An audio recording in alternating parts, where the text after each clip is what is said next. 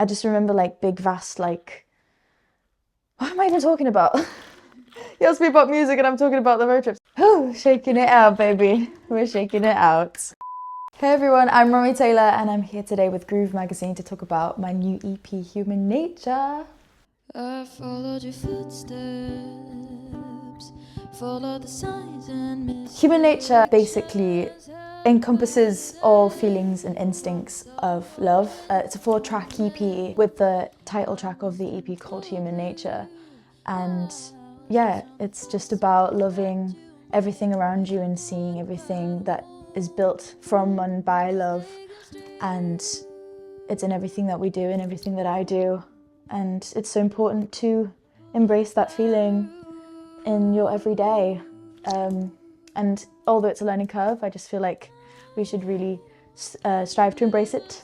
It's just kind of a big encompassing journey of my childhood and my relationships and my family. The whole saying human nature is like an instinct to do something as a human being.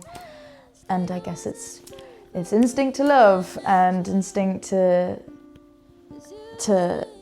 embrace that feeling. And I genuinely believe that even in the most hateful places in the world, I think that the feeling of hate comes from love or a lack of it. And I just think that, you know, we've been saying it for yonks, we've been saying it for hundreds of years, like we just need to really like choose that first and share that with everyone. Each track kind of goes through different episodes of love, I guess. It's up to interpretation, but for me, each track kind of represents the different forms of love. So the song Human Nature is all-encompassing of my relationships and my love for another person that I've had. And then Desire is embracing that inner child self and my memories and my nostalgia. Sea Song kind of encompasses my love for the sea and the ocean. It's like a place of fond memories and how it's a place of nostalgia for me as well.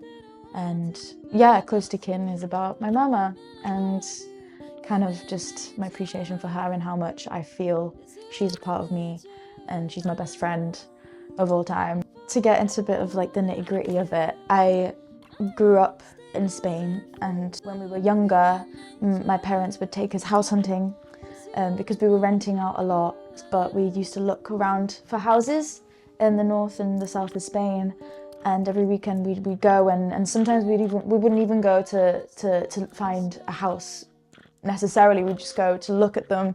And on these road trips, we'd always listen to CD mixtapes and stuff, and it would always be like The Police and Supertramp and Jamiroquai and Eric Clapton and Pink Floyd and Led Zeppelin and Sting. Sting live albums are just a big thing for me. And they have these like really epic ballads and rhapsodies. And I just wanted to incorporate like the big synth pads and like the soprano sax with loads of reverb. I wanted to like drench it in that, and like big kind of like embellished ensembles with like strings, and I just wanted to mix that nostalgic 80s element with kind of like a more raw and acoustic kind of vulnerable natural sound to then bring together that kind of like human nature element of instinctive but also kind of dreamscape place I wanted to take this. My favourite song from the EP is Human Nature, which is also the title track of the EP and the first single. And I just feel like, again, it encompasses the whole concept of the project.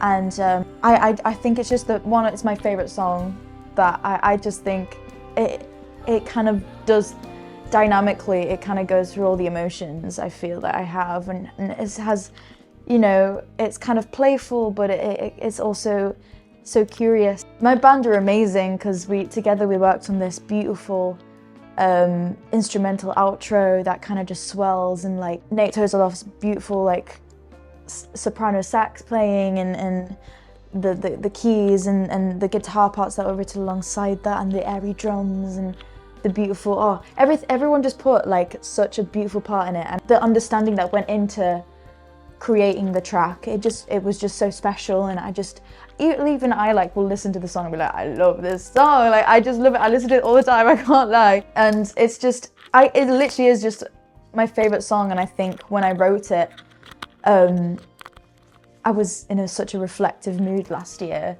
and kind of like single for the first time in ages, but also in the heart of like being by myself and loving it, and just loving being in my own presence and really indulging in that, but also kind of yearning and missing that part of my life, but also appreciating the time alone, and kind of like, I guess human nature is about the space in between, and reflecting on past, but also wanting something new, but also kind of not. I don't know, it's just an everything process of a song, and I think that's why I love it, because I wanted to share it with the world, because I think it's so up to interpretation. But yeah, that's kind of why I chose it as like the main single and the one that I want to highlight to everyone. With Desire, I guess when I wrote that song, it was just when I started to realize how music is going to be a big part of my life for a very long time. And I don't know, I think it's kind of a moment of vulnerability and stillness, but also kind of feeling proud about where I was at the moment and where I am now, because I feel like growing up as a child or growing up as a teenager, I was kind of really shy and awkward, or like when I came to college, I felt like a bit embarrassed and nervous and anxious when I meet people for the first time, like I'm trying to hide something, or just always second guessing things I say and overthinking. And I feel like now I'm kind of the opposite of that, and I kind of just go straight on with things because I really believe in what I do, and that's such a cool feeling. I really love it. But you know, I feel like sometimes those moments creep back in, and I feel like Desire kind of represents like my inner child kind of wanting to be heard sometimes. And you know, I feel like the way I visualize my inner child is like it's like my personality, it's my true colors, but also to let those shine through, I need to embrace all the negative ones and like kind of nurture them and look after them.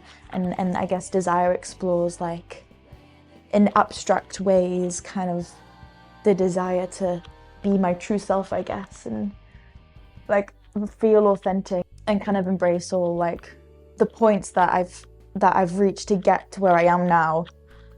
Growing up, I wanted to represent that growth. While becoming an adult, I also felt like I have to embrace my little Romy in me, because I do all of this because little Romy wanted it at some point, and I still do it because little Romy wants it. Oh, for little Romy. I hope she thinks I'm cool. Sea Song is quite a short song. Like the melody was so, again, just kind of reminded me of the sea. It kind of just flows, and it's just like a cycle. It's like a repetition, like tides going in and out. And I just, the main inspiration was just how the ocean is a big, scary place, so full of unknown things. And I kind of saw it as a metaphor for like our lives and time, and you know, how I don't want to be afraid of it. I want to go in head first, and I want to dive into it, and I want to explore everything, and I'm excited and curious for it, and I just want to like embrace it and just feel it all the bad, all the good, and I just, you know, head first. And like, I'm not afraid, I want to do it. I want to do it. I want to do whatever it is I'm doing. Like I have nothing to lose and everything to gain kind of thing. So that's kind of how I see Sea Song. Close to Kin was completely collaborative alongside my keys player Nate, who I actually write a lot of like my tunes with. I kind of bring them to Nate and Nathan, who are both in my band, and we kind of compose and arrange them together. But this one was specifically alongside Nate, that we wanted to write for Mother's Day for a gig that we had. I remember just writing out a mind map of all these like really specific things that reminds me of my mom, and it was like cotton paisley sheets and Earl Grey tea and like dusty bookshelves. And she's an artist, so she draws like mandalas and pebbles. My house in Spain, it's just like covered in like all different kinds of little mandalas and things, and so that's like, it always reminds me of my mummy. It's just, there's elements of her everywhere in my life, and I kind of wanted it to, again, encompass that vulnerability of the love of my mummy, but also make it personal to me and to her. Like every time I sing it and she's at my gig, she cries. It's great. She cries. Oh, bless her. But she is always like happy tears. And I don't know, it's such a lovely song, and we got an amazing ensemble on for it. Our friends came and played on it, and it was great. It was such a fun time recording it, and I'm super excited for that track. It's always special. Yeah, it's always a special song to play. I really love that one. It's like the finalizing track of the EP, because I could not do it without my mama. I owe a lot to her. Oh yeah, I brought my diaries. So we've got a dinosaur book, or we've got our lovely golden flowery book. I feel like I've definitely got some stuff on Desire in here. It's got some other crazy stuff in here as well. Oh yeah, I've got like the inspo for like Close to Kin. So these are all the words that reminded me of my mum.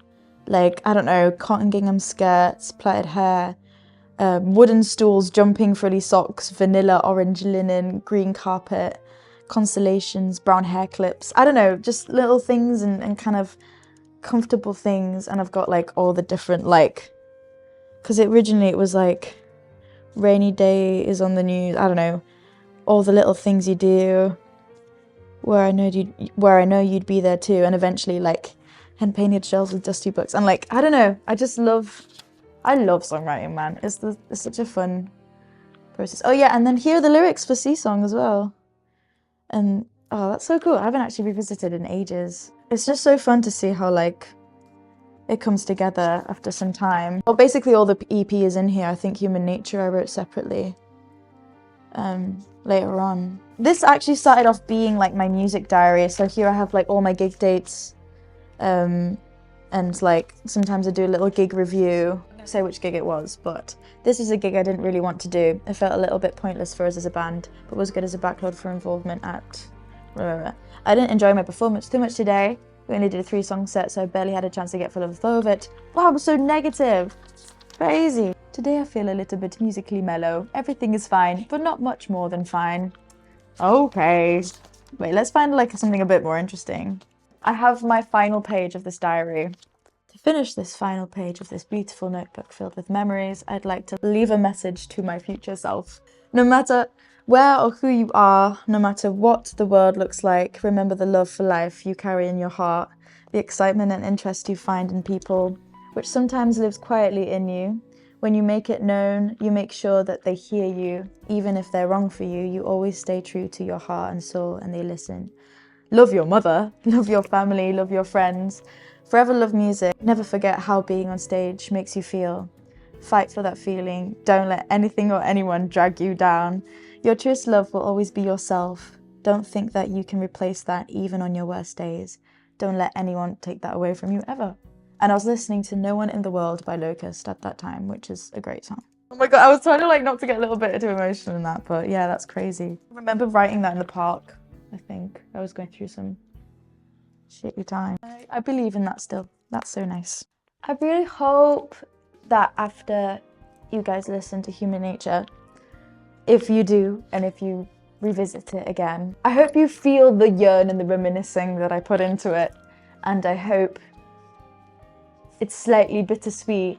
But honestly, if it makes you feel happy, then feel happy. I just hope that you take from the music what you would like to take from it. They're very, very special tracks, and it's like the first time I'm releasing music that genuinely just feels so entirely me, and is such like a beautiful representation of the collaboration I've had with different musicians across the last few years, and my development as an artist.